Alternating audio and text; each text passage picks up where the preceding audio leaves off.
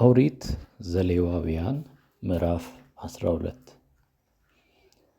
እግዚአብሔር ሙሴን እንዲህ አለው፣ እስራኤላውያንን እንዲህ በላቸው፣ ሴት አርግዛ ወንድ ልጅ በምትወልድበት ጊዜ ልክ እንደ ወር አበባዋ ጊዜ እስከ 7 ቀን ትረክሳለች። ሕፃኑም በ8ኛው ቀን ይገረዝ። ሴትዮዋም ከደሟ እስክትነጻ ድረስ 33 ቀን ትቆይ። የመንጻቷም ወራት እስኪፈጸም ድረስ ማንኛውንም የተቀደሰ ነገር አትንካ፣ ወደ ቤተ መቅደስም አትግባ። ነገር ግን የወለደችው ሴት ልጅ ከሆነ እንደ ወር አበባዋ ጊዜ 2 ሳምንት ትረክሳለች። ከዚያም ከደሟ እስክትነጻ 66 ቀን ትቆይ።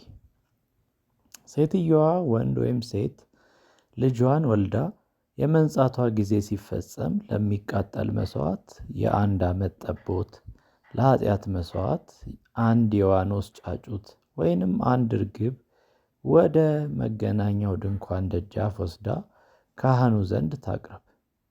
ካህኑም በእግዚአብሔር ፊት ያቅርበው፣ ያስተሰርይላትም።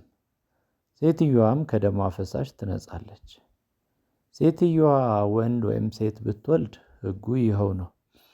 ጠቦት ለማምጣት አቅሟ ካልፈቀደ 2 ርግቦች ወይም 2 የዋኖስ ጫጩቶች፣ አንዱ ለሚቃጠል መሥዋዕት ሌላው ደግሞ ለኃጢአት መሥዋዕት ታቅርብ። በዚያም ካህኑ ያስተሰርይላት፣ እርሷም ትነጻለች።